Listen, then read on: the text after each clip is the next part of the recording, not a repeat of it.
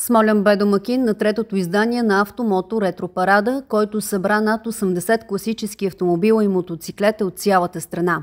Истинска атракция стана Ролс-Ройс от 59-та, който спечели наградата на публиката. Машината е собственост на Райчо Илиев и впечатли с изящество и история. Специалната награда на кмета получи Мерцедес 180 от 55-та година, най-старият автомобил в изложението. Парадът представи и редки експонати на марки като Пежо, Ягуар, Лада и Трабант.